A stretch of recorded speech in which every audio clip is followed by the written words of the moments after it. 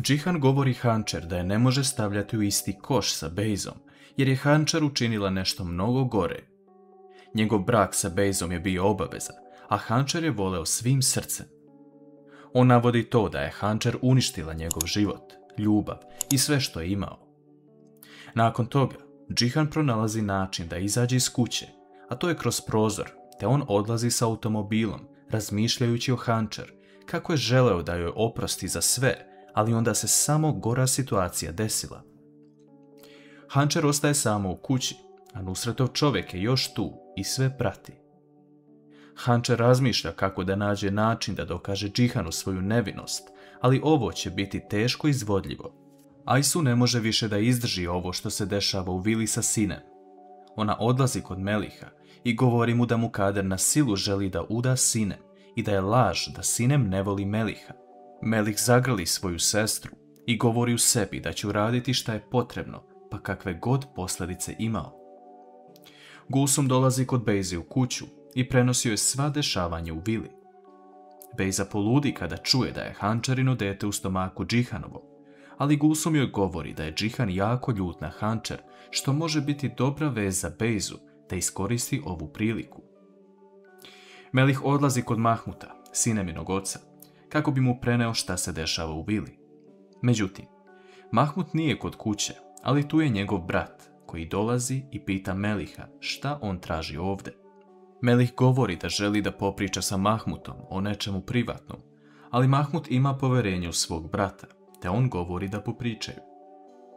Melih otvara dušu tom čoveku, govoreći da će sinem sutra biti zaprošena i da neće biti srećna u tome. Čovek pita Meliha da li su njegove namere iskrene u vezi s sinem, jer niko neće dozvoliti da ona živi nesrećno sa nekim, pa makar to bila i porodica Deviloglu. Melih daje reč tom čoveku, a on obećava da će uraditi šta god je u njegovoj mogućnosti da spreči ovo. Džihan se u jednom trenutku seti da mu je kod Hančer ostao mobilni telefon od firme i da mora doći do njega.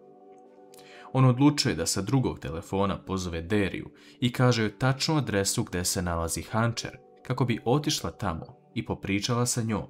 Međutim, Nusret je došao na Hančerinu adresu i pre početka svoje misije zove Bejzu da vidi da li je sve u redu.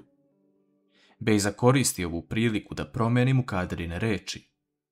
Bejza govori da je Mukader zvala i naredila Nusretu da požuri sa ovim, umjesto da prekine ovaj posao. Da li će Derija stići na vreme i spasiti Hančer? Sila sedi sa Metinom u parku, dok Metin razmišlja o celoj situaciji.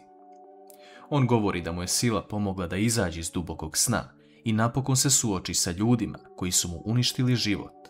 On se pita kako su Sinem i Mine i zašto je Sinem još uvek u vili, da li zato što ne može da ga preboli. Sila govori da je Sinem jako tiha i povučena i da je u vili samo zbog Mine. Metinu biva žao da kada je on nestao, tako su srušeni životi njegove žene i ćerke, ali uskoro će se suočiti sa svima. Pre polaska kod Hančer, Derija nailazi na Jonču, koja se nalazi ispred njene kuće. Jonča u žurbi govori Deriji da je Hančerino dete zapravo Džihanovo. Derija se mnogo obraduje tome, ali tada ju Jonča govori stvar koja može sve promeniti. Jonča govori Deriji da se Hančer mora spasiti što pre, jer joj je Nusret u tragu. Džihan dolazi u svoju kancelariju i ne može da radi svoj posao, jer samo razmišlja o tome šta se desilo sa Hančer. U jednom trenutku on na stolu vidi spakovanu svesku i odlučuje da provjeri šta je ovo. Džihan napokon uzima Hančerin dnevnik i čita evidenciju šta se desilo svakog dana u toku trudnoće. Džihan vidi slike svog deteta sa ultrazvuka, čita Hančerine reči i vidi sebe iz drugog ugla. Džihan shvata da nije dobro postupio, ali da li će mu ovo promeniti mišljenje, da oprosti, i da li će Jonča i Derija uspeti da spase Hančer?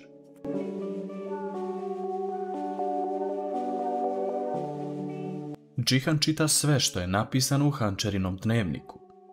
On se prisjeća dana kada se šta dogodilo, pa i onda kada je otišao na kontrolu ultrazvuka za bebu. Džihanovo srce kuca brže, dok mu suze kreću niz oči, te on odlučuje da oprosti Hančer za sve i da nastave svoj život i kreće nazad u vikendicu. Međutim, Nusret je na korak da povuče obarač i završi svoj posao, ali srećom Jonča je reagovala na vreme i pozvala Mukader te je obavestila da je Hančer u određenoj vikendici i da je mora odmah spasiti. Nusret samo želi da završi ovaj posao, ali tada se na kapiji pojavljuje Džihan koji dolazi Hančeru zagrljaj, govoreći da je sve pročitao i da bi mu bilo draže da je to ranije video. Mukader se pojavljuje iza Nusreta i sprečava ga u ovome, govoreći da Hančer nosi Džihanovo dete. Nusret je sada još više poludao, jer Mukader štiti svog pravog nasljednika, ali ona mu obećava da će sutra na suđenju biti sve po dogovoru i da će im isplatiti svaki dinar. S druge strane, Bejza gleda mesta gdje bi voljela da putuje kada se sve ovo završi. Gulsum dolazi i prekida je, pitajući šta će se desiti sada za njen posao, pošto je napustila Beren. Bejza govori da je Gulsum vraćena da radi ovdje, a Gulsum se obraduje jer će biti prva koja će vidjeti novi Bejzin život. Ali da li će sve ići u Bejzinu korist? Dva čovjeka koja su prethodnih dana tražila novac od Čemila dolaze u salon i traže ostatak novca. Čemilu prolaze Derine reči kroz glavu da su doživjeli sve ovo, a nemaju dovoljno novca ni za sebe. Čemil govori tim ljudima da nema dovoljno novca da im da, jer je ovo lokalni salon, gdje ne prolazi velika zarada, ali tada se dva čovjeka sukobe sa Čemilom i odlaze, govoreći da će im sljedeći put dati što traže. Džihan dobija poziv od Engina da dođe u kancelariju kako bi potpisao dokumente koje fale pre sutrašnjeg suđenja. Džihan dolazi sa Hančer u svoju kancelariju, a Engin se obraduje što su se njih dvoje pomirili i vidi se iskrena sreća na njegovom licu. Mukader zove Jonču i zahvaljuje joj se što je spasila njenog unuka i da Jonča traži od nje šta god poželi, ali Jonča samo želi da češće viđa svog sina. Džihan dovozi Hančer kući, govoreći joj da uđe sa njim u vilu, ali Hančer govori da kada razvod prođe kako treba, onda će ući unutra i da je to već sutra. Po ulasku u kuću, Džihan dočekuje Mukader sa osmehom na licu, govoreći mu da joj je drago što je oprostio Hančer i da je i ona vidjela da sa Bejzom neće ići. Džihan i Mukader pričaju sa osmehom i za sada ide sve kako treba. Engin dolazi kući i donosi cvijeće Sili u znak izvinjenja nakon što su sve ovo prošli. Sila se zahvaljuje Enginu, ali vidimo da i ona gaji neka osjećanja prema njemu, samo što joj je prioritet to da se sa Metinom osveti porodici Devilogu. Sutradan ujutru dolazi vrijeme za suđenje povodom razvoda braka Bejze i Džihana. Sudija pita da li neko ima nešto protiv ovoga, a Bejza govori da nema. Sudija pita Džihana da li je spreman da plati odštetu koju je Bejza navela, a Džihan pristaje na to. Sudija donosi konačnu odluku da je suđenje gotovo i da će Džihan dobiti starateljstvo nad detetom.